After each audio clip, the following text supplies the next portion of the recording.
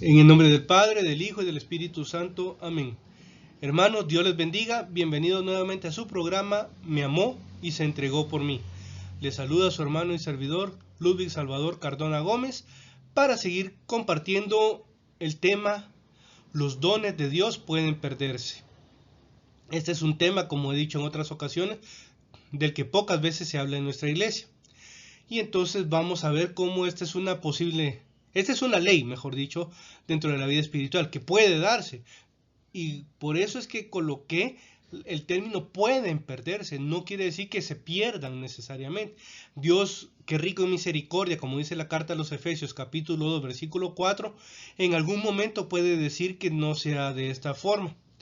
Pero también podemos ver en la palabra del Señor, en la historia de la iglesia y en mi vida personal les compartiré algunos ejemplos en los que sí se ha visto eso y por eso quiero compartir con ustedes este tema que hoy es la segunda parte. Como siempre tenemos su libro base, Meditando la Palabra de Dios para amarle más cada día. Hoy hablaremos sobre el tema ¿provoco que Dios se sienta orgulloso o arrepentido de mí? Esta es una reflexión muy importante, muy interesante. Esta imagen que está aquí, yo cuando la busqué estaba precisamente pensando en el texto base que estamos utilizando, cuando el profeta Samuel le habla al rey Saúl y le dice: por lo que tú has hecho, Dios se arrepiente de haberte nombrado rey. Dios te ha descartado en su corazón. Y ahí el rey Saúl empieza a llorar, empieza a clamar misericordia, pero ya lo veremos más adelante cómo es que pide el rey Saúl, porque hay unas palabras, unos términos muy interesantes que utiliza el rey Saúl, que espero en el Señor no nos suceda a nosotros nada similar, porque nosotros podríamos caer en algo como el rey Saúl, pero eso ya será un estudio para otros capítulos, para otros programas de este tema de estudio. Dios ha pensado en un plan de amor para cada uno de nosotros. La vocación a la que Él nos ha llamado es la vocación en la que estamos llamados a ser felices. ¿Qué es lo que pasa? Que en tantas ocasiones nosotros tenemos el problema de que confundimos la vocación. Es que yo no tengo vocación, dicen algunos. O él no tiene vocación. Todos tenemos vocación. El problema también es que, ¿cuál es la primera vocación del ser humano? La carta a los Efesios capítulo 1 versículo 4, San Pablo nos dice que antes de la creación del mundo, Dios nos escogió para ser santos e inmaculados en su presencia en el amor. Esa es la primera vocación a la que Dios nos ha llamado a todos.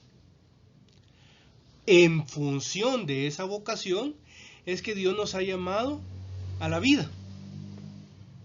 Pero porque primero nos pensó para ser santos e inmaculados en su presencia en el amor, es que nos llamó a la vida. Posteriormente ya nos hace una vocación, nos hace un llamado, nos da una vocación específica. Puede ser el matrimonio, sacerdocio, vida religiosa, hombres o mujeres, soltería también. Entonces, aquí es donde Dios nos quiere a cada uno de nosotros. Porque si Dios no nos quisiera en una vocación, pues no nos llamaría a ella. Y si Dios nos llama a una vocación es porque Él nos va a dar las gracias, las bendiciones, la fuerza para ser fieles a lo que Él nos está llamando. Si Él quiere precisamente que nosotros seamos sus siervos, ¿qué digo yo? En el matrimonio, en el santo matrimonio, nos va a dar esas gracias, que no las tiene un sacerdote, no las tiene un religioso, pero nosotros tampoco tenemos las gracias que ellos tienen, o no las tiene un soltero, pero, insisto, tampoco ellos no tienen estas gracias, pero nosotros tampoco tenemos las gracias de ellos. Entonces Dios nos va dando a cada uno de nosotros un camino para santificarnos en el día a día. Cuando presentaba esta pregunta, nosotros provocamos que Dios se sienta orgulloso, o arrepentido de cada uno de nosotros. Vinieron a mi mente dos posibilidades. Por un lado está aquí la de Saúl, a quien el Señor le dijo que él lo había rechazado en su corazón. El Señor dijo que se arrepentía de haberlo hecho rey. Pero también está otra forma de ver las cosas. El libro de Job, capítulo 1, versículo 8. Cuando el autor sagrado nos muestra una conversación entre nuestro Dios y Padre y el demonio y Satanás. Dice el texto bíblico que Dios le dice al demonio: ¿te has fijado en mi siervo Job? Cómo es un hombre íntegro que me sigue y me sirve sin tacha. Claro, el demonio tratando de meter su suciedad, su pecado en la conversación, dice: es que ¿acaso Job teme al Señor en vano si le has prosperado en esto y esto y esto y esto? Y empieza a enumerar las bendiciones. Quítale esas bendiciones y a ver si te sigue amando. Todo el libro de Job es una enseñanza de una crisis de fe, pero que al final, en el capítulo 42, Job va a decir unas palabras maravillosas cuando dice: Señor, solo de oídas te conocía, pero ahora te han visto mis ojos. ¡Qué maravilloso! Cuando nosotros nos ponemos a pensar, ¿quién somos nosotros? ¿Somos Saúl o somos Job? Que el Espíritu Santo nos conceda a cada uno la gracia de descubrir si somos Job o somos Saúl. ¿Cómo estamos viviendo? Si como Job o como Saúl. Que el Señor nos conceda esa gracia. Porque también viene a mi mente cuando dice que si provocamos que el Señor se sienta orgulloso de cada uno de nosotros. Me pongo a pensar en algo muy particular que me imagino que todos los que tenemos la dicha y bendición de ser padres de familia hemos experimentado. En el colegio de mi hijo, que ustedes ya se los he comentado en otras ocasiones, él es pequeño, no tiene tan siquiera 4 años todavía, pero en su colegio cuando me dicen: mire, nos gusta cómo él ha ido progresando, cómo ha ido avanzando, cómo ha ido él manejando ciertas situaciones, cómo él ha progresado. Nosotros como padres, con mi esposa, nos sentimos orgullosos, nos sentimos bien, felices, agradecidos. Y le decimos a mi hijo que estamos orgullosos de él. Pero entonces yo me pongo a pensar, y eso ha servido para mí, para hacer una oración. Y le he dicho: Señor, si yo me siento orgulloso por mi hijo, ¿tú te sientes orgulloso de mí? Señor, ¿en qué momento te sientes orgulloso de mí? ¿Cómo puedo hacer yo para que te sientas orgulloso de mí? Señor, tal vez es cuando yo vencí aquella tentación, que en otras ocasiones yo caía, pero hoy con tu gracia logré salir adelante. Oh Señor, gracias porque dejé atrás aquel pecado, aquello que me hacía daño, aquello que me apartaba de ti. ¿Eso te hace sentir orgulloso? Señor, ahora esa hambre y sed que tengo de leer tu palabra, de hablar contigo, ¿eso me hace ser grato a tus ojos? ¿Cómo algo cotidiano, algo de la vida normal, podría nosotros llevarnos a darle gracias al Señor y a pedirle que nos ayude a ser grato a sus ojos?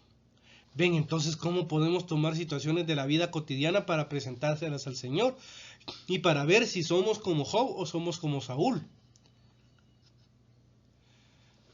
Aquí está esto, miren hermanos, Dios a mí me escogió para ser esposo y padre de familia, pero si yo hubiera insistido en buscar otro camino, así entre comillas, para agradar al Señor y hacer su voluntad, que realmente habría sido para hacer mi voluntad, entonces yo habría hecho sufrir al Señor. ¿Y por qué se los comento? Quienes me conocen desde mi juventud saben que el deseo que yo mantuve por muchos años en mi corazón fue el de ser sacerdote. Hasta que en mi segundo proceso vocacional, que de eso primeramente Dios hablaré cuando esté grabando el curso sobre este mismo libro, solo que textos del Nuevo Testamento, hay un capítulo específicamente en el que yo menciono mi experiencia vocacional, porque hay una persona a la que el Señor le dijo que no, una persona que le quería seguir, el Señor le dijo que no a ese plan que él tenía, ¿verdad? Sino que el Señor le dijo, mi plan para ti es otro. Pero eso ya lo meditaremos dentro de algún tiempo. Entonces, ¿qué hubiera pasado que si hubiera insistido? Y de hecho seguí insistiendo en la orden religiosa en la que yo intenté conocer y ingresar, ser sacerdote ahí. Me dijeron que no. Con el transcurso de los años, el Señor me mostró cuál era su camino, porque me han dicho que mi vocación era el matrimonio. Con el paso de los años yo comprendí eso, el Señor me lo mostró. Aunque yo, insisto, lo busqué en otra familia religiosa que no me sentí cómodo ahí. Entonces, pero aquí voy. Si yo hubiera hecho mi voluntad y no la voluntad del Señor, sería una persona frustrada seguramente. Habría hecho sufrir al Señor. Él no se habría sentido orgulloso de mí, se habría sentido arrepentido. Y eso me hace pensar en algo. ¿Cuántas veces encontramos en la iglesia sacerdotes, religiosos o religiosas como a las que llamamos comúnmente monjitas, amargados, frustrados, que todo el tiempo pasan de mal humor, que si hay un niño haciendo bulla, porque es su naturaleza en la iglesia, aunque yo le he ido inculcando ya a mi hijo algunas cosas de cómo comportarse en la iglesia, le digo, por favor, en la iglesia no se aplaude. Ayer, que fue domingo de Pentecostés, 24 de mayo de 2026, yo le decía, el protagonista no somos cada uno de nosotros, el protagonista en la Santa Misa es el Señor Jesús, por eso no se tiene que estar aplaudiendo. Ya grabaré también algún tema sobre esto. De hecho, estoy en otro medio de comunicación grabando un curso que se llama Errores y abusos litúrgicos en la Santa Misa. Solamente son audios, pero espero en algún momento, entre todos los proyectos que tengo en mente, grabar videos, grabar un curso solo sobre eso. Van a ser varios temas, más o menos aproximadamente unos 20-25 programas sobre ese tema, siempre de 30 minutos, es lo que yo trato de hacer. Acostumbro no hacer videos exageradamente largos para no cansar a las personas, a los oyentes. Pero veamos, también yo le decía que en la iglesia hay que hacer silencio. La iglesia no es un parque, no es un teatro, no es un cine para llegar a hablar y hacer bulla, para hablar entre nosotros. Para eso mejor quedémonos en la casa. Pero yo diciéndole ya estas cosas a mi hijo le voy guiando, pero hay padres de familia que posiblemente no lo hacen, y entonces hay sacerdotes que callen a ese niño, que no hagan bulla, que contrólenlos, o gente que si están en un salón parroquial, que puede haber un catequista, alguna monjita, que estén diciendo cállense, no hagan bulla, silencio. Gente que siempre vive molesta, amargada, así como decimos, con el ceño fruncido, porque posiblemente no fue su vocación. Quisieron hacer su voluntad y no la voluntad del Señor. No sé si los casos de aquellos sacerdotes o religiosos que estuvieron poco tiempo y después se retiraron, y los sacerdotes que llegaron a ser ordenados, incluso más de algún obispo, y ya hablaremos sobre esos casos ya casi a final de este cuarto tema. Como ustedes saben, yo divido cada tema en distintas secciones. Para mí hubiera sido muy sencillo en 30 minutos explicar todo un tema, todo un capítulo, pero considero que hay mucha riqueza que se puede dar, y entonces por eso hoy es la segunda parte. Tuvimos una introducción y tenemos la segunda parte, pero ya al final hablaremos de algunos casos de sacerdotes que dicen, yo estuve 10 años, yo recibí la ordenación, pero 10 años y me retiré. ¿Cómo es que solicité la dispensa a Roma? Y ahora, un término que a mí no me gusta en absoluto, pero así se utiliza, fui reducido al estado laical. ¿Cómo que reducido? Como que si el sacerdote fuera más que el laico. Pero ese es un término que se utiliza lamentablemente. Pero vamos, sacerdotes que renuncian a su ministerio, 10, 15, 20 años de ser sacerdotes y se retiran. ¿Será que porque hubo un proceso de discernimiento equivocado? Y yo me pongo a pensar, en esos casos, ¿el Señor se siente arrepentido o se siente orgulloso de ellos? No creo que se sienta orgulloso, pero ese es el corazón del Señor quien nos lo diría. Pero entonces hay que tener cuidado, porque muchas veces hay procesos vocacionales muy mal seguidos o no acompañan a las personas que tienen problemas. Pero entonces, ¿qué hacemos nosotros? ¿Damos pauta para que el Señor se sienta orgulloso o se sienta arrepentido de nosotros? Esta imagen me ayuda para hablar aquí sobre esto. Y lo leo de esta forma. Si yo aprovechara mal los recursos que tengo a mi alcance, entre paréntesis, entre comillas, recursos espirituales o materiales, podría ser que terminara dañando a mi familia. Y entonces, con esa actitud, seguramente Dios como Padre no se sentiría orgulloso de mí. Recursos espirituales. Viene a mi mente el caso de un cantante que hace muchos años, cantante católico, ahora es protestante, el hermano Byron Sandoval. A mí me gustaba mucho su música, de hecho me gusta, descargué alguna música de él en línea, música de hace 30, 35, 40 años más o menos.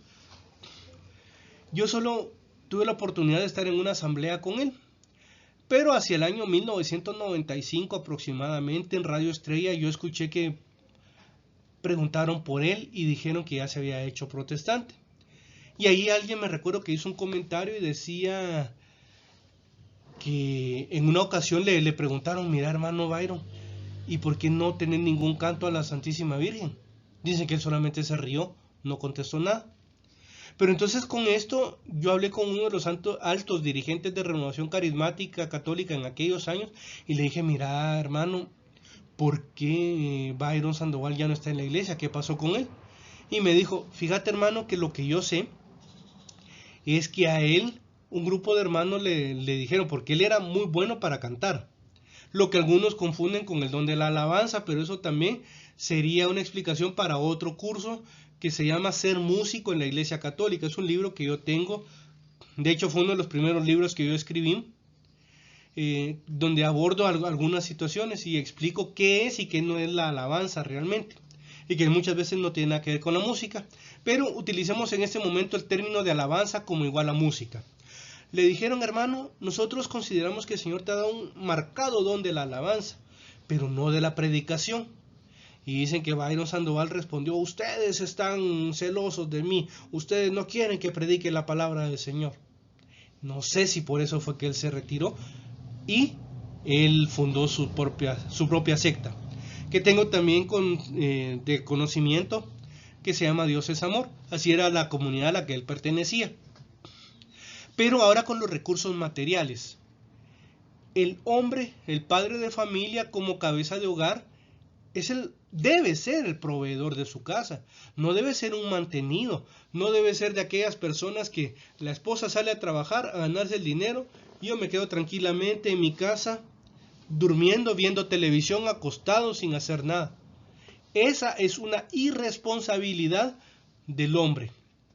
Pero ¿qué pasa también? Cuando se cumple esa obligación que tenemos como padres de familia, como cabezas de hogar, de proveer,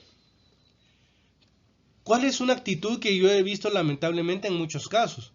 El señor de la casa llega y todos los meses o frecuentemente se compra ropa, se compra zapatos, se compra lociones, tiene un buen carro, va con el médico privado, se hace sus chequeos frecuentemente, está muy bien él, pero su esposa y sus hijos no tienen buena ropa, no tienen buenos zapatos, no comen bien, van a los servicios públicos de salud, que no los estoy despreciando, pero quienes hemos conocido la atención en uno y otro lugar, tanto servicios públicos como privados, conocemos las grandes diferencias.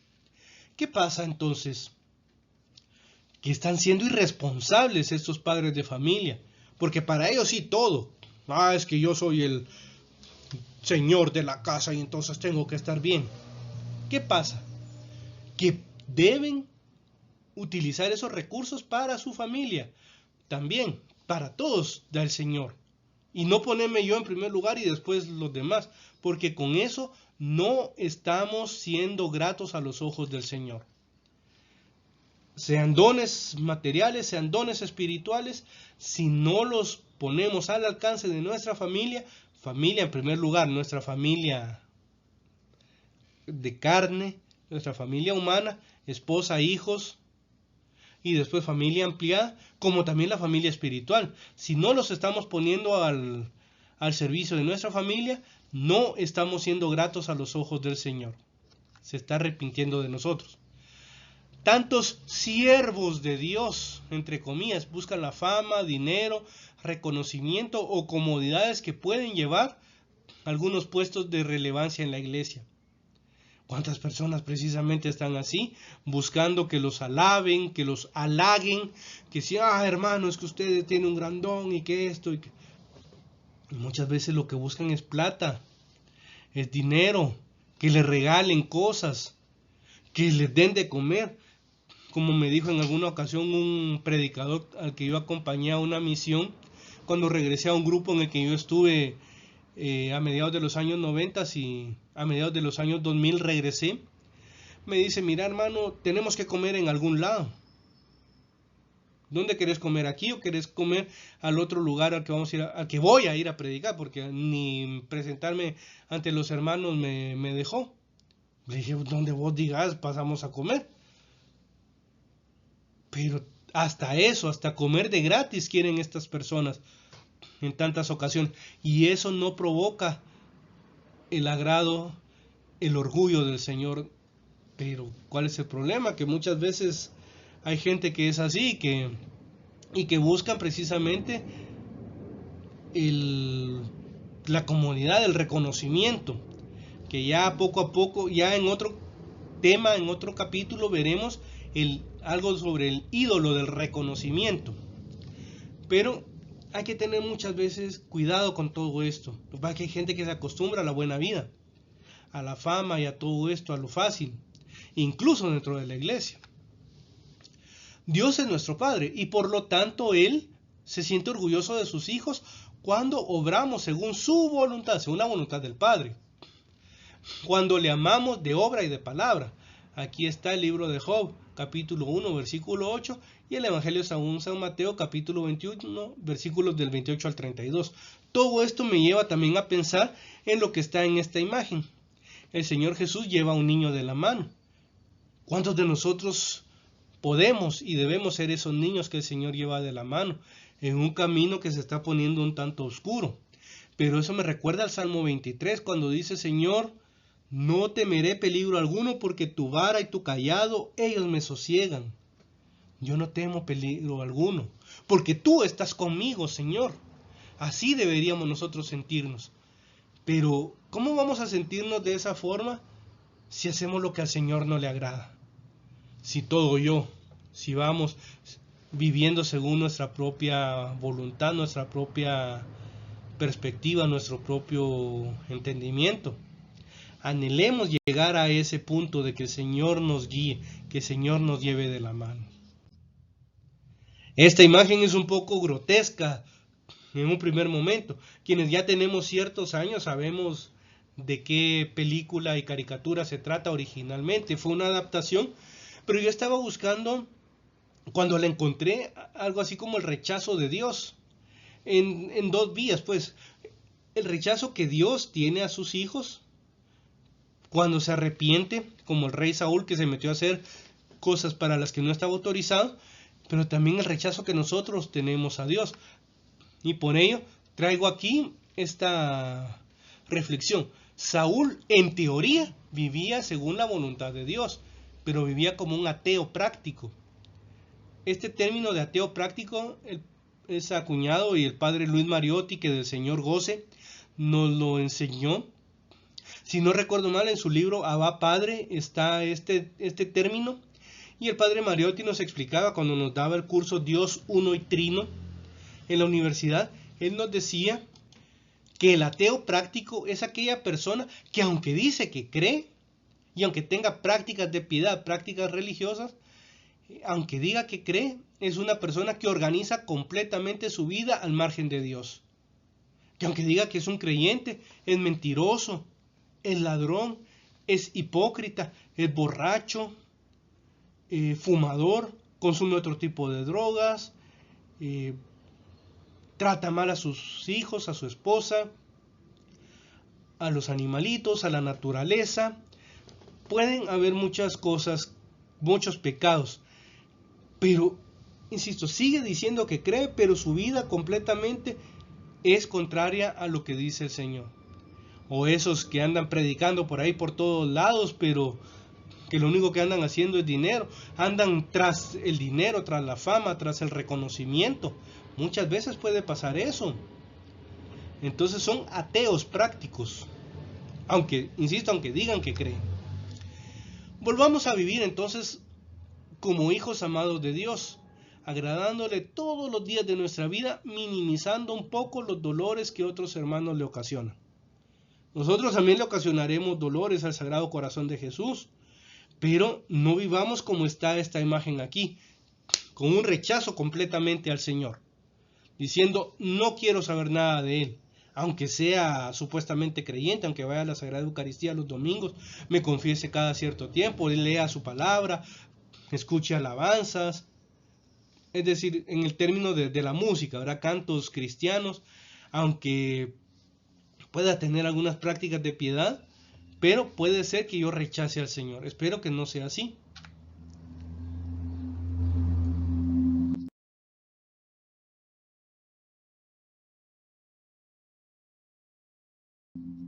Y como siempre, hermanos, le pido al Señor que Él les bendiga y que su paz, que sobrepasa todo entendimiento, llene sus corazones y sus mentes en Cristo Jesús. Y digamos juntamente con San Pablo, me amó y se entregó por mí. Que esa sea una experiencia para nosotros. Aquí está mi dirección de correo electrónico, el nombre de mi canal de YouTube.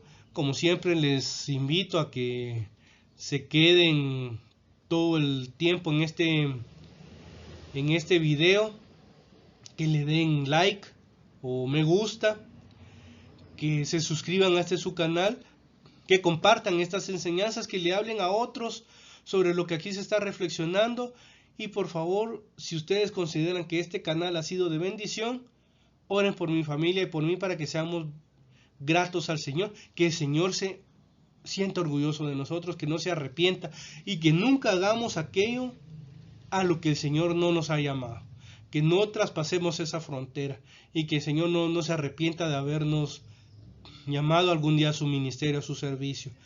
Gracias, hermanos, y ahora vamos a orar un momento, vamos a agradecer al Señor por todo lo que nos ha concedido y que Él vaya como que haciendo que esta palabra que se ha reflexionado llegue a nuestros corazones. Digamos, en el nombre del Padre, del Hijo y del Espíritu Santo. Amén. Padre nuestro que estás en el cielo, santificado sea tu nombre. Venga a nosotros tu reino, hágase tu voluntad así en la tierra como en el cielo. Danos hoy nuestro pan de cada día. Perdona nuestras ofensas, como también nosotros perdonamos a los que nos ofenden. No nos dejes caer en la tentación, y líbranos del mal. Amén. Dios te salve María, llena eres de gracia, el Señor es contigo. Bendita tú eres entre todas las mujeres, y bendito es el fruto de tu vientre Jesús. Santa María, Madre de Dios, ruega por nosotros pecadores, ahora y en la hora de nuestra muerte. Amén. Gloria al Padre, gloria al Hijo, gloria al Espíritu Santo, como era en el principio, ahora y siempre, por los siglos de los siglos. Amén. Dale, Señor, el descanso eterno, y brille para ellos la luz perpetua. Que su alma y la de todos los fieles difuntos, por la misericordia de Dios, descansen en paz. Amén. En el nombre del Padre, del Hijo y del Espíritu Santo. Amén. Hermanos, si el Señor Jesús nos permite, hasta un nuevo video, una nueva enseñanza de su programa Me amó y se entregó por mí. Dios les bendiga.